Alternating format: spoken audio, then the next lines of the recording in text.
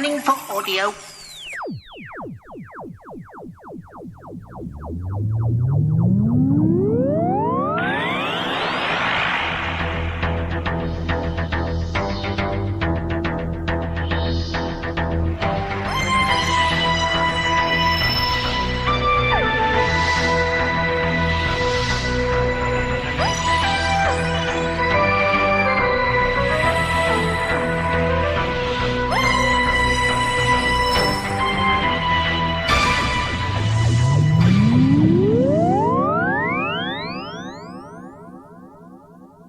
Welcome to a Tin Dog podcast, this time talking about the Third Doctor Adventures, Volume 7. 7, I know. Now this is a strange creature because, well, there's one thing that happens in this story that's not talked about anywhere else or even mentioned. This is the first Big Finish Third Doctor story not to feature any of the cast from the 1970s. Think about that.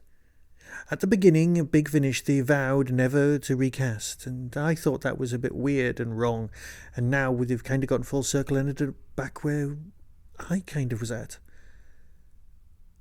Tim Foley is brilliant as the Third Doctor. Daisy Ashford is the daughter of the actress who played Liz. Sadie Miller is the daughter of the actress who played, well, Sarah Jane Smith. The Brigadier is now played by John Coulshaw. Now they're all very, very similar to the original. And if you put your brain just in a bit of neutral, or perhaps treat it more like going to see Shakespeare. Fantastic story, and some of the performances are very, very close to other performances that you've seen elsewhere. You can let a lot of things off. But it is worth of mention that this box set that contains 2 stories happens to be the one that has none of the original cast. And it's as if none of us noticed, because we really don't care. It's not that we're desperate for these things, it's just that these are so good. You've got 7.1, The Unzal Incursion by Mark Wright, and 7.2, The Gulf by Tim Foley, both remarkably good writers at the best of times.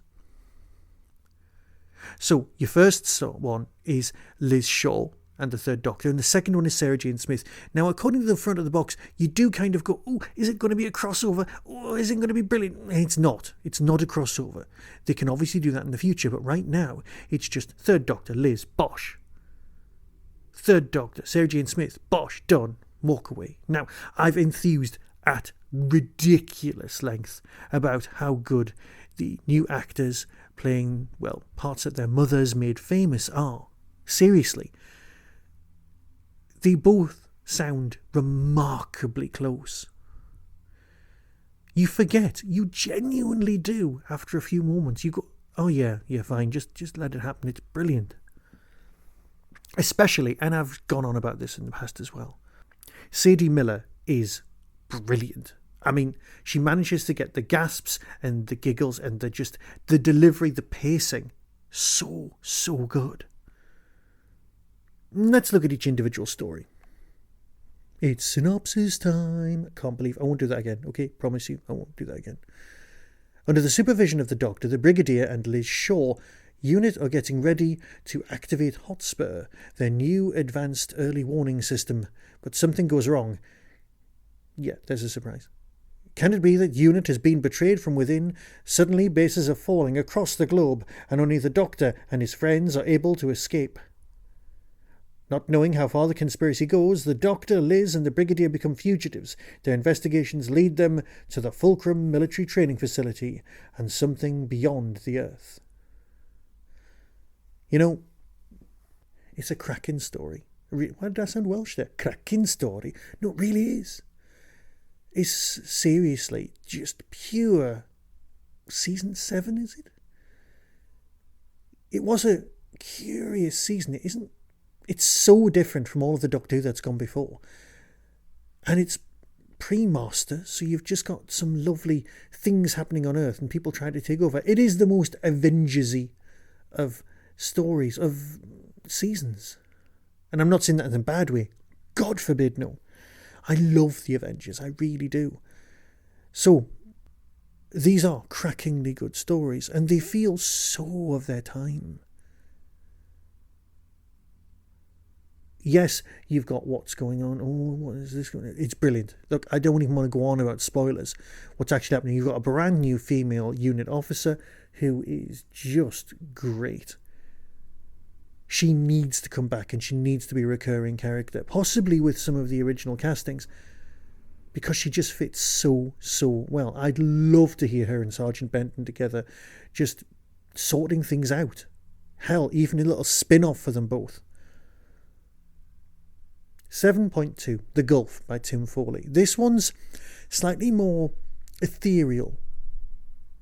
This is obviously set in John's last season, when Sarah Jane Smith was definitely brought in for the transition, but she works beautifully. I mean, seriously, she's so good here as a character.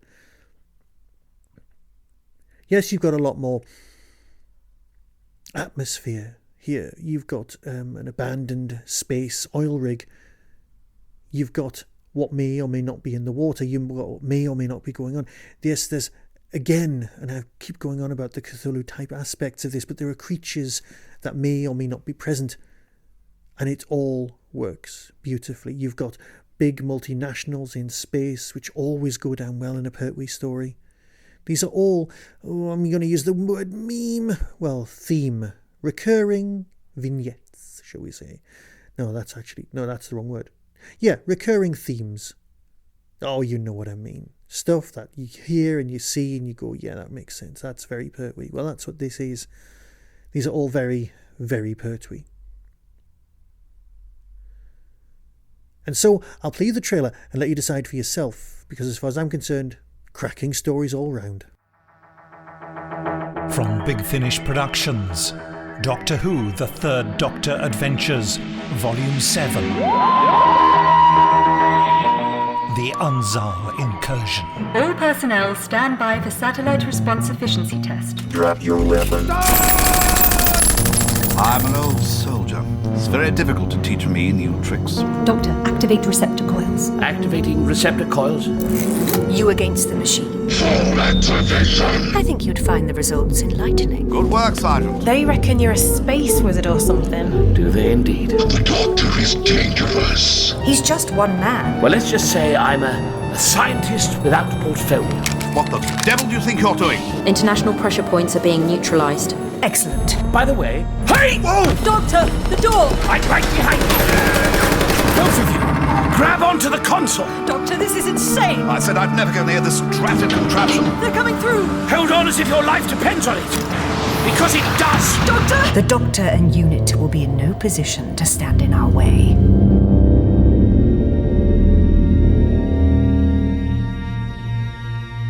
The Gulf. Look at the light of the moons, the way it skims the waves.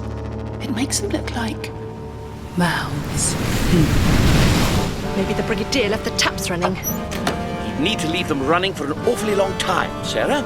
This is an ocean world. Just think of the water bill. It's lovely to see you. Is it? Of course it is. Such a delight to see new faces. I may be able to help. But we don't need any help, Doctor. I hope not. I'm sorry. No ships, no radio. You may be self-sufficient, madam, but if something goes wrong, you're very much on your own out here. It's coming inside.